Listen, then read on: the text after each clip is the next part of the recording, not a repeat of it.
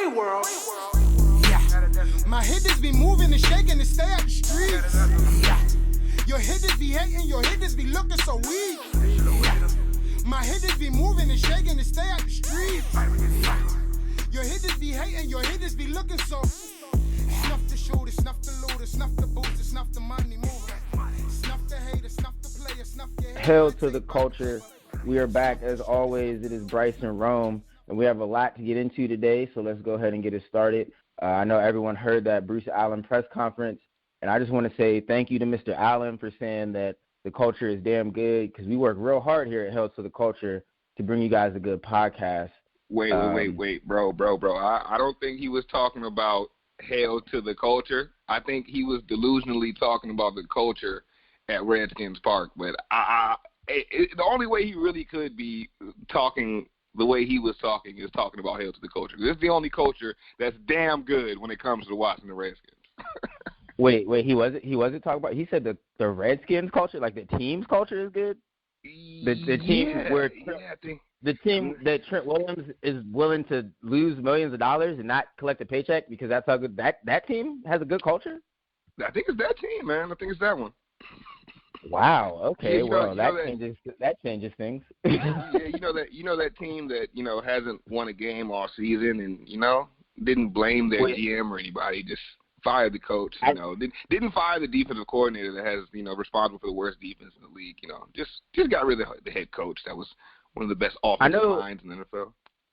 I know the players get drug tested, but do team presidents get drug tested too? It's about time, bro. I'll tell you that. It's about time, man, because what Bruce Allen is doing in what he showed on that podium, man, how, out of touch and how, disconnected he truly is with the fan base of the Washington Redskins. Not just with the fan base, but with the national perspective of the Washington Redskins. It's a little unbelievable, bro. I should say almost unbelievable, because nothing with these guys is unbelievable.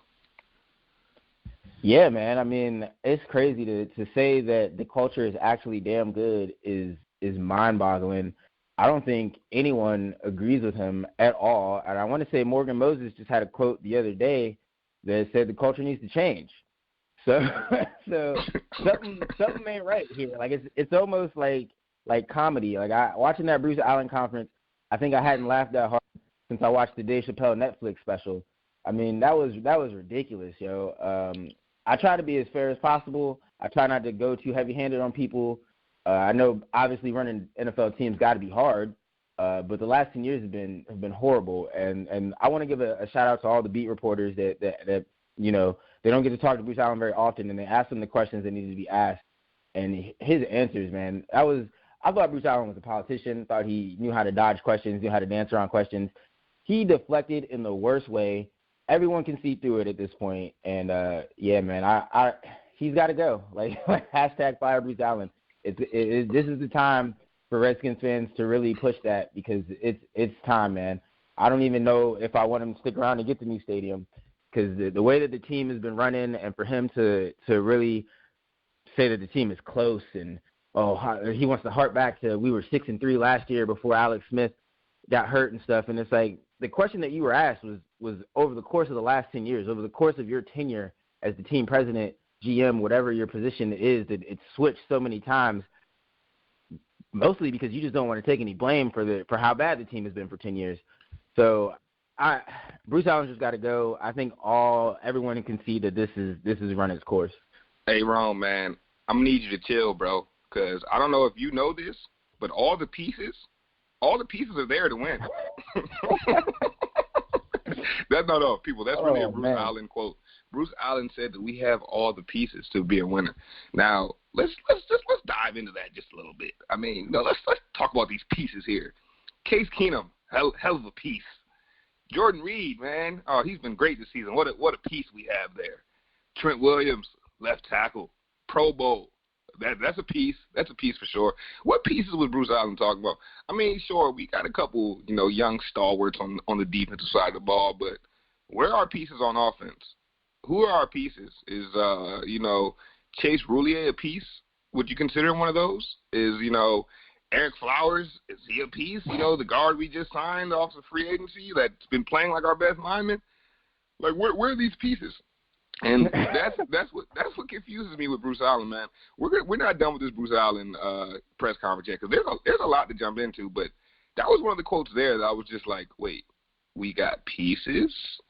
I mean, you know, So it's just like, it's one of those things where it's clear that what the Redskins thought. It's clear what the front office thought, right? We're good enough. This is all Jay Gruden's fault. And that's kind of what I got from that press conference, man. Like, we're good enough. We should be winning. And Jay Gruden is the reason we're not winning. And, like, the fact that that's all they feel about this situation is kind of crazy. Let's be real. Jay Gruden's winning percentage with the Redskins is better. And not just better, it's far better than Bruce Allen's winning percentage with the Redskins. So, I mean, like, I don't know where this guy gets off. And like you said, man, he's just a spin master. He spins every single question. He deflects all the blame. He takes no responsibility. Politician at his finest, man. And it's horrible. It's horrible, man. This is one of the lowest points of our franchise. I hate to say this, but it's definitely one of the lowest points we've ever been. Yeah, it's actually almost depressing, man. I know a lot of Redskin fans that are jumping ship. My homeboy said that his daughter texted him saying that she was texting him pictures of Steelers jerseys that she wants to get for Christmas because she's done with the Redskins as well. I got a friend that we're probably going to have on the show at some point who wants to talk about how he's fed up with the Redskins. Bruce Allen was asked the question directly on if he was going to apologize to Skins fans for how opposing teams take over the stadiums. He was asked about the Patriots and how they were talking about it's basically a home game when they were down there. And his answer was literally that our fans sell the tickets to the other fans and make money off of it. What in the world was he thinking saying that out loud on a press conference? What, like, come on, dude. Like, it was almost as if he wasn't even prepared for the beat writers or the beat reporters to ask him questions pertaining to him. It was like he thought it was just going to be about Jay Gruden. Like, no, dude, you've been bad for the last 10 years. Like, this isn't about Jay Gruden. We'll get to Jay Gruden in a second, but the problem with the Redskins is bigger than just this 0-5 start. We haven't been a good team for at least a decade now. We've had splash years where we won the division twice, but it was never sustainable. The biggest year, the most exciting year you could point to was the RG3 year, and everybody knows how that crashed and burned directly after it happened. Then we had a little bit of hope of Kirk Cousins at quarterback, and we won a division at 9-7. So really you could point to that and just say the rest of the division was weak that year. So, I mean, for Bruce Allen to place the blame everywhere else and try to act like, oh, we're all 0-5. We're all involved in this. They're not asking you about 0-5 right now. They're asking you about everything that led up to the Redskins being 0-5 right now. So, I mean, Bruce Allen, any chance that he had of redeeming himself with the Redskins fans or giving us some type of hope, he really shot all the way down with that press conference. That was the worst press conference that he could have possibly given. It almost made me pro Jay Gruden. And let's go ahead and start jumping into the Jay Gruden firing because that's something else we got to get into as well. Oh yeah, nah. Hey, one more thing. My bad, bro. Go ahead. One more thing I want to add, man, is that I don't know if you peeped this, but towards the end of the press conference, man, I want to say it was I can't remember which reporter it was, but he asked Bruce. He said, "Why are you the one here talking to us? Why isn't Dan talking to us?" And you know what Bruce Allen said, man? Yeah. Bruce Allen had the nerve to say that Dan makes himself available from time to time. What is time to time? Is once every 15 years time to time? Because I'm just confused, man. Like, is what once every 10 years? Yeah, I come back home time to time, and I come back to my hometown once every 10 years. That's not time to time. That's rarely ever. You should have got up there and said, Dan Snyder makes himself available rarely ever, and that's why I'm up on the podium.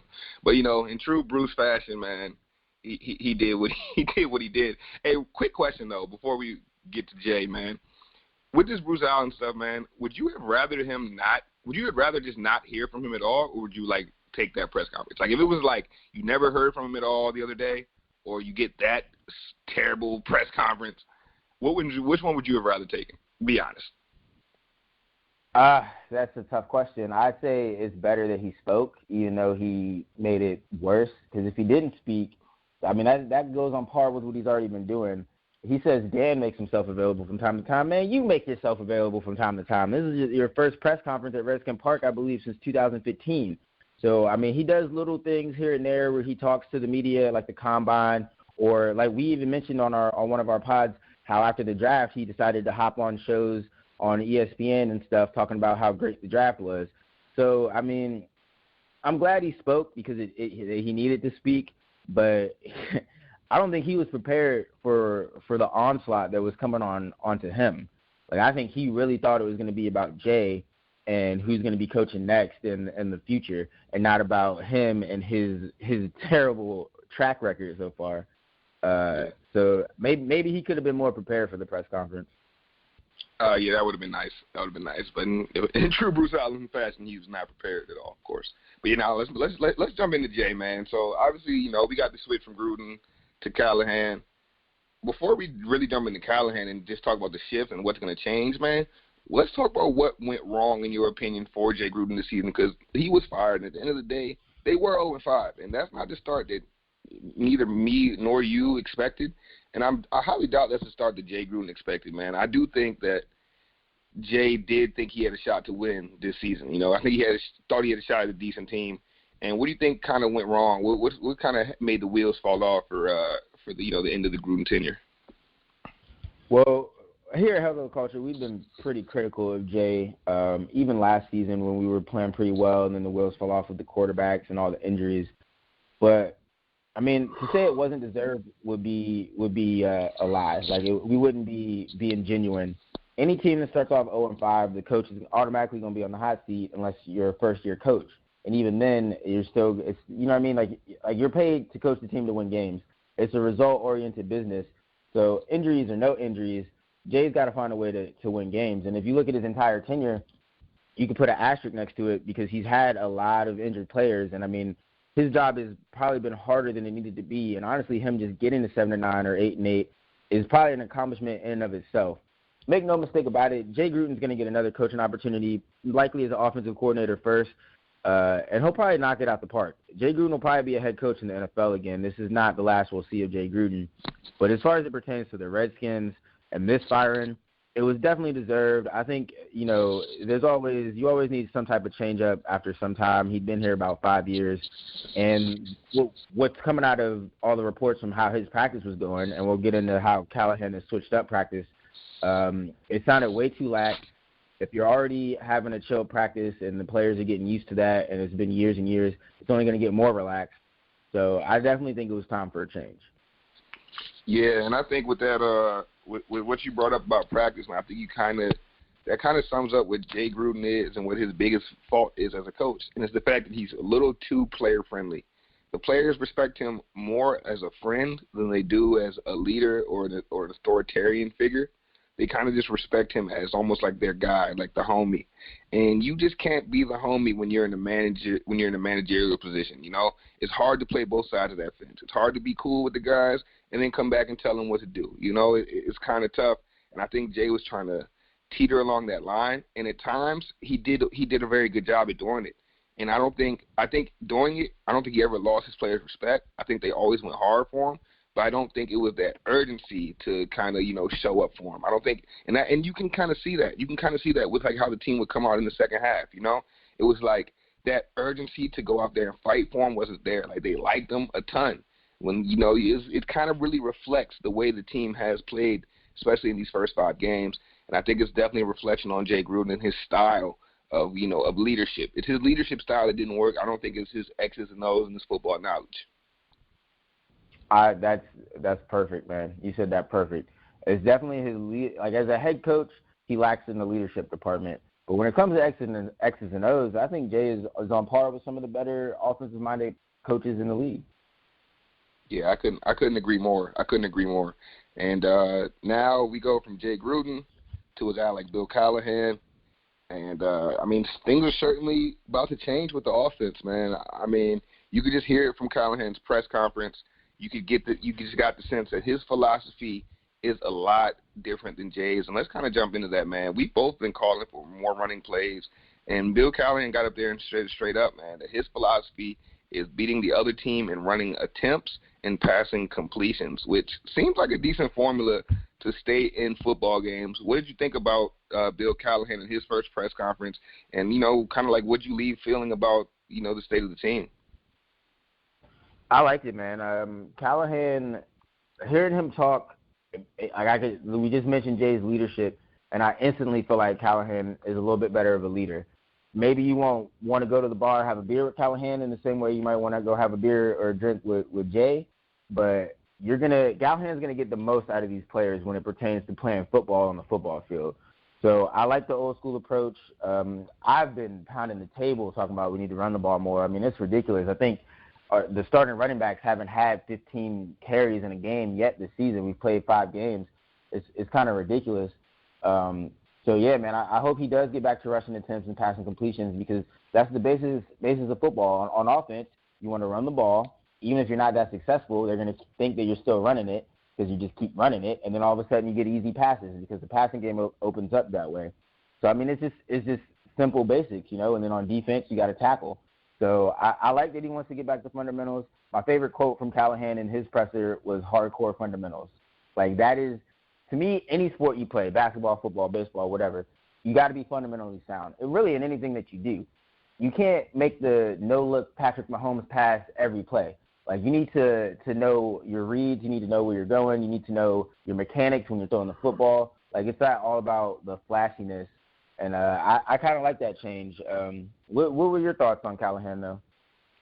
Well, I mean, I definitely think he got up there and definitely sounded the part, man. But I do have some concerns. I definitely have some concerns. I think the first concern is that, well, I mean, you got to look at Callahan's past, and we all know what Callahan did on the Raiders. He led the Raiders to a Super Bowl. But when he got there, he was accused of essentially throwing a Super Bowl. And he wasn't just accused by anybody. You're talking about he's accused by some of the finest players that ever played in the league, some of the most upstanding guys that ever played in the league. And you're talking about Tim Brown, and you're talking about Jerry Rice. And everybody knows Jerry Rice, man. Like, Jerry Rice is not a guy that just comes out of his mouth with, with bull. Jerry Rice is a pretty thorough individual, at least from all accounts. And you got a guy like that saying you threw a Super Bowl, man. That's kind of like the ultimate, shot in the face. Like, as a football player, you think your coach is a Super Bowl. In addition to that, man, so I mean, obviously I'm questioning his character initially, but in addition to that, he lost the team the next year. So to go to a Super Bowl and then the next year you're 4-12, that's so dramatic of records, like opposite records. It's just like, You have the ability to completely lose a great team because they were just in the Super Bowl. Next year, they're 4-12. In addition to that, I mean, Callahan was brought in to be an offensive line guru. And last year and this season, our offensive line has been horrible. I mean, yeah, Eric Flowers has showed some growth this year. But the right side, which is supposed to be our big money side, has been awful. Flowers has been decent. Penn's been pretty bad. I mean, the offensive line has not been good, and now we're promoting a guy from offensive line coach where he did not really succeed to head coach. So how am I really supposed to expect success? Now, one thing I will say positively about Callahan is when he was the Raiders head coach, they led the league that season. The first season we took them to the Super Bowl, they led the league in passing and I think rushing. They definitely led the league in passing that year, and I think they were number 1 in total offense. So he can devise some schemes, man. And one thing I do like from his press conference is it seems that Callahan is designing each week of practice to directly attack the team we're going to face. Instead of just having a routine where we're doing the same thing every week, he's designing practice around the team we're going to face. And I do like that approach, kind of, actually planning for the team. You know what I mean? So I like that. And, he said some good things. He sounded very wise.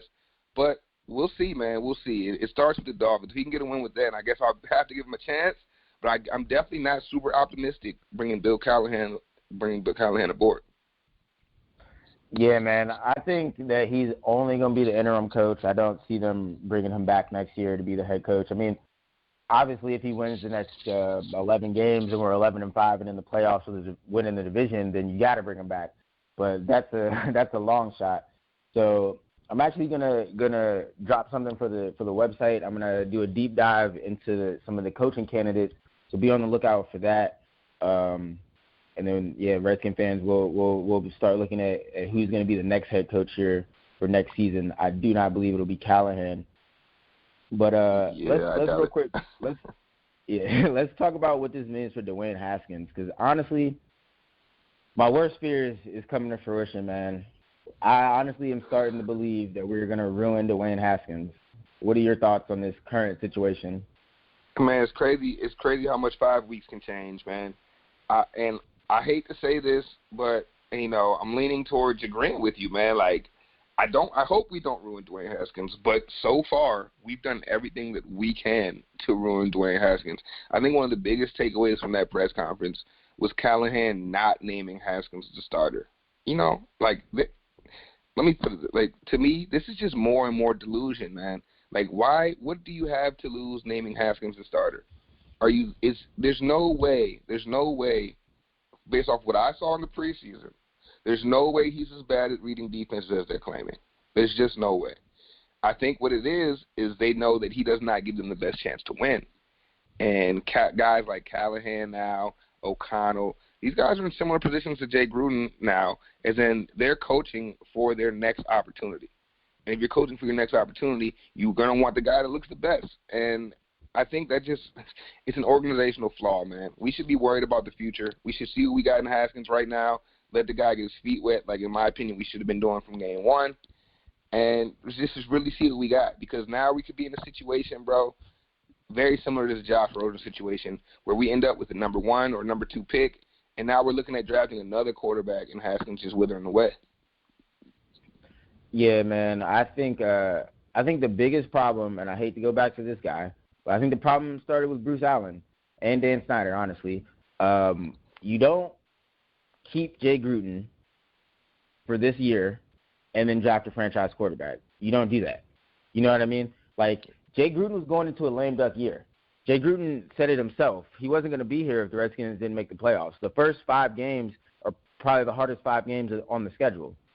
So there was literally no way Dwayne Haskins was going to be prepared to go up against the toughest part of our schedule, you know what I mean, only going through preseason. And the problem, the real issue, was Jay being in a lame duck year was never going to prepare Dwayne or put all his chips on Dwayne getting ready for week 1. Because in his mind, this guy's only played, but so many college games. And the time that you would have had to spend, they probably don't even have with the new CBA to practice that much with Dwayne Haskins to get him ready for the game. So I think my problem was that we kept Jay, who had no interest. Not to say that he doesn't like Dwayne. He probably loves Dwayne. But it's the way that the business side of it works. Jay needed to win now. Dwayne's not ready to go in and win now. So there was no way that Jay could have thrown Dwayne out there and kept his job. Now, I blame Bruce Allen and Dan Snyder because what they gave Jay is Case Keenum and Colt McCoy, who Colt McCoy has still been dealing with his leg injury. And I know a lot of people don't like Colt McCoy. He's not the greatest quarterback. But I do want to give him credit for fighting and trying to get back, because he tried to come back last season, which complicated him and messed him up for this season. So, shout out to Colt McCoy for working hard. But trading for Case Keenum and assuming that Case Keenum could hold it down until Dwayne was ready was a mistake. And keeping Jay Gruden, who had no interest in developing a quarterback because he needs to win now, was also a mistake. So, it's just overall organizational flaws. It has a lot to do with what we talked about with our first topic. The guy running the team continuously makes mistakes, and that was that he makes mistakes that mess you up in the moment, but they also mess up the future because it messed up Jay Gruden in the moment, and it's going to mess up Dwayne Haskins' future. So, #fire Bruce Allen. It's time. It's time. I don't know what more Dan Snyder needs to see. It's time for Bruce Allen to go, but it's becoming clearer and clear that the reason he's there is not necessarily for, his record or what he's actually doing. He's there because he has an ability to pacify the owner. He has the ability to play friends, buddy with the owner. And I think that's what Dan Snyder's looking for. I'm starting to believe that Dan Snyder is just a person without many friends. And you know what? He's paying Bruce Allen to simply be his friend. And that is the reason why we're in such a dark place, because we don't have an owner who's paying for a GM. We have an owner that's paying for a homie. And until that changes, man, until that changes, I think it's going to be dark days ahead for us. Unless, of course, man, you know, some of these pieces, shout out to the pieces, because we do have a couple. Some of these young pieces are really our only hope in turning this around. So hopefully the young guys can kind of take control. I do like Callahan putting the captains out front of the practice, because it's going to take the young guys, the young captains on this team to be turning this around, because it's a culture here is not going to be built from the top down. It's going to have to be built from the players themselves. Yep. Yeah, it is, man. All right, man, you got any final thoughts before we get out of here?